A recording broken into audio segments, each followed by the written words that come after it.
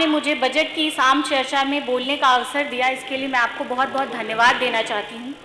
सबसे पहले मैं परम पूज्य बाबा साहब के चरणों में और श्रद्धेय नेताजी के चरणों में पुष्प अर्पित करना चाहती हूँ और इस यहाँ पर बैठे सभी माननीय सदस्यों को मैं सादर प्रणाम करती हूँ। न खाता न बही है, जो तुम बोलो वही है, न्यूज़ ये छप रही है, सब कुछ बिल्कुल सही है, मगर मेरे शहर के हैं सवाल कई, मेरे शहर के हैं सवाल कई।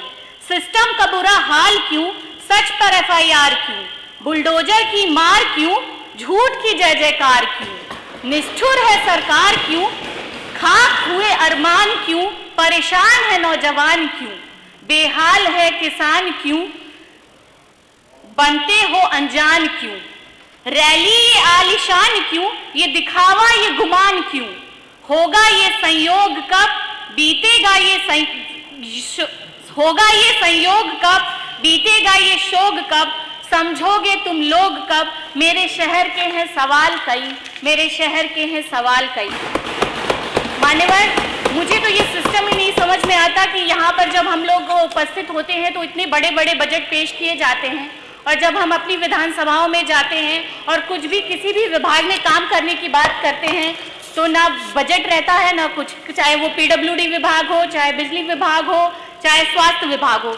मान्यवर, मैं अपनी विधानसभा मेहनगर क्षेत्र की ग्राम सभा मुस्तफाबाद की एक घटना बताना चाहूँगी, जहाँ पर पिछले 6 महीने से ट्रांसफार्मर जला हुआ है। अब सब लोग सोच रहे होंगे 6 महीने से ट्रांसफार्मर जला है तो उसको बनवाया क्यों नहीं, क्योंकि हम थक चुके हैं उसको बनवाते बनवाते। जब लगवाते हैं वो फिर वापस से जल जाता है, फिर लगवाते हैं फिर। तो जनता ने वहाँ का एक जुगाड़ किया है कि वो दूसरे गाँव से तार लाकर वहाँ पे बिजली का जुगाड़ हुआ है। मान्यवर, यही जर्जर तारों की स्थिति है। मान्यवर, हमारे मेहनगर टाउन एरिया में पूरे तार जर्जर हुए हैं। मान्यवर, केबल लगे हुए हैं लेकिन तार ओवरलोड के कारण जल जाते हैं और लोग वापस, स्थानीय लोग पैसे कलेक्ट करके वो तार लगवाते हैं और वो प्रायः जलते रहते हैं। उसको भी कई बार मैंने पत्राचार के माध्यम से कई बार बात करके पूछा कि क्यों नहीं वो बन रहा है, तो पता चला कि बजट नहीं है। यही विद्युतीकरण, मान्यवर, आज के युग में जो सेल्फ क्लेम्ड अमृत काल है उसमें मान्यवर हमारे यहाँ अभी भी ग्राम सभा अयाई का एक राजघाट है, मान्यवर शमशान घाट है, वहाँ पर अभी तक विद्युतीकरण नहीं हुआ। एक बार मैं मान्यवर वहाँ पे गई, मृत्यु हो गई थी, रात में गई घाट पे, वहाँ पे लाइट ही नहीं थी। लोगों ने मुझसे कहा कि विधायक जी लाइट लगवा दीजिए। मैंने कहा मैं बिल्कुल लगवा दूंगी। अगले दिन आते ही मैंने कहा कि वहाँ पे लाइट लग जाए, तो पता चला वहाँ पे विद्युतीकरण ही नहीं है अभी। ग्राम सभा, यही ग्राम सभा बड़िया राजभर बस्ती में भी अभी तक विद्युतीकरण नहीं हुआ है। ग्राम सभा हथौड़ी के प्राथमिक विद्यालय पर भी विद्युतीकरण नहीं हुआ है। मान्यवर, यही हाल PWD विभाग का भी है। मान्यवर, हमारे क्षेत्र में चिरैया कोट से बनारस जाने वाला एक मुख्य मार्ग है जो आजमगढ़, वाराणसी और गाजीपुर को जोड़ता है, वो रासेपुर तितिरा मार्ग। मान्यवर, उसकी मैंने पहले भी सेशन में जिक्र किया था कि उसका बनना अति आवश्यक है। वो इतना खराब है मान्यवर, मैं फिर से वही बात दोहराना चाहूँगी कि समझ में नहीं आता कि वो रोड है कि रोड में गड्ढा है कि गड्ढे में रोड है। मान्यवर, उसका बनना अति आवश्यक है। मान्यवर, यही हाल वहाँ का भी है। गड्ढा मुक्त सड़कों के लिए भी यही कहा जाता है मान्यवर की बजट नहीं है। ठुठिया से दामा संपर्क मार्ग, सपनहर रुद्रपुर संपर्क मार्ग, रस्तीपुर संपर्क मार्ग, कोटेला मंगरावा संपर्क मार्ग, कितनी और लंबी लिस्ट है मान्यवर, मैं कितनी पढ़ूं कि सब में गड्ढे युक्त सारी रोडें हैं, पर उनको गड्ढा मुक्त करने के लिए सरकार के पास बजट नहीं है, सरकार बताती है। मान्यवर, एक बात मैं और पूछना चाहूँगी कि जिले में कोई भी अप्रिय घटना हो जाती है, आपके माध्यम से इस सदन को मैं पूछना चाहूँगी एक्चुअली कि जिले में कोई भी अप्रिय घटना हो जाती है तो उसके लिए जिलाधिकारी को ही हम जिम्मेदार, एक रिस्पॉन्सिबल पर्सन ठहराते हैं। तो कानपुर की घटना में अभी तक जिलाधिकारी को क्यों कुछ कार्रवाई नहीं की गई है मान्यवर, जबकि 2 महिलाएं जलकर, मान्यवर ये सेंसिटिविटी को दिखाता है कि जलकर पुलिस के सामने ही मर गई, उसके बाद भी जिलाधिकारी से अभी तक कोई वो नहीं हुआ है। और मुझे लगता है मान्यवर की प्रदेश की सरकार को ये पता चल गया है कि कानपुर की पुलिस माँ बेटियों की रक्षा नहीं कर सकती, इसलिए उन्होंने उत्तर प्रदेश की बहू के लिए जो नोटिस भेजा उनको दिल्ली भेज दिया नोटिस लेके मान्यवर की वो वहाँ चले जाए। यही नौजवानों का हाल है मान्यवर, बेरोजगारी इतनी चरम पे है मान्यवर कि युवा अपने भविष्य के बारे में कुछ सोच भी नहीं पा रहा है। आज मान्यवर मैं जिस क्षेत्र से आती हूँ, पूर्वांचल के क्षेत्र से, वहाँ इलाहाबाद में 8x8 के कमरों में अपनी युवावस्था का सबसे संघर्षपूर्ण युवा इंतजार कर रहा है अपना संघर्ष करके कि वैकेंसी कब आएगी। वैकेंसी तो आती नहीं है, जितनी भी आती है उसके पर्चे लीक हो जाते हैं।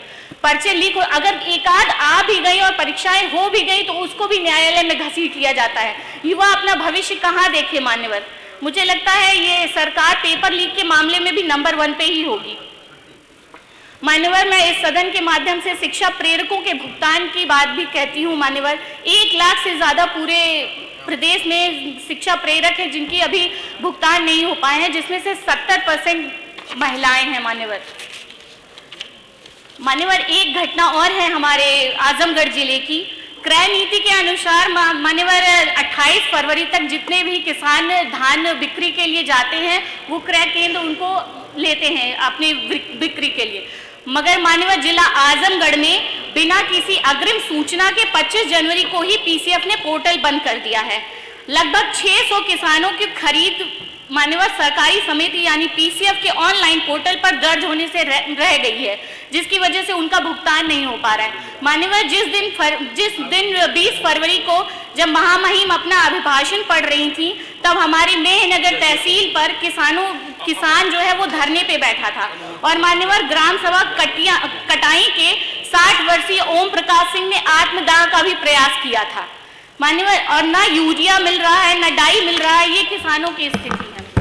एक बात मैं और बोलना चाहूंगी कि ये सेल्फ क्लेम्ड देशभक्त समाजवादियों को देश की बात बताते हैं। हम वो समाजवादी हैं जिसने इस देश के लिए, इस राष्ट्र के लिए कमजोर, मजलूमों, दलितों, पिछड़ों, शोषितों, वंचितों के अधिकारों की आवाज बुलंद करने का काम किया है। उनके हकों के लिए, उनके न्याय के लिए हम समाजवादियों ने हमेशा संघर्ष किया है, हम कर रहे हैं और हमेशा करते रहेंगे। मान्यवर, समाप्त करें आप। हमारे नेता माननीय अखिलेश यादव जी ने इस प्रदेश की उपलब्धियों को जिस ऊंचाई पर पहुंचाया है मान्यवर, वहां तक तो आप कभी सोच भी नहीं सकते, क्योंकि आपका वो व्यू पॉइंट ही नहीं है। क्या किया है समाजवादियों ने? एक्सप्रेसवे किसने दिया? समाजवादियों ने। मेट्रो किसने दिया? समाजवादियों ने। वुमेन हेल्पलाइन 1090 समाजवादियों ने। पुलिस व्यवस्था को सुदृढ़ किसने बनाया? डायल 100 से समाजवादियों ने। संक्षिप्त करें।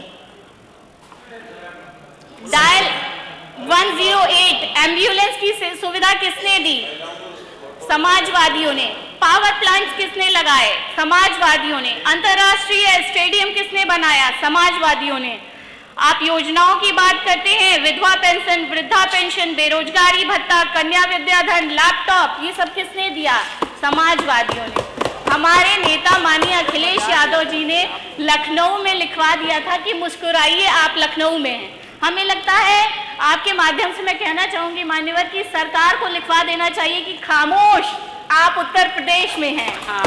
और मुझे लगता है पूर्वांचल की भाषा में अगर ये कहा जाए कि बोलला तक गईला तो ये ज्यादा सही रहेगा। एक शेर के साथ मैं समाप्त करना चाहूंगी अपनी बात मान्यवर। ये दबदबा, ये हुकूमत, ये नशाए सत्ता, ये दबदबा, ये हुकूमत, ये नशाए सत्ता, ये सब किराएदार हैं, घर बदलते रहते हैं। बहुत बहुत धन्यवाद।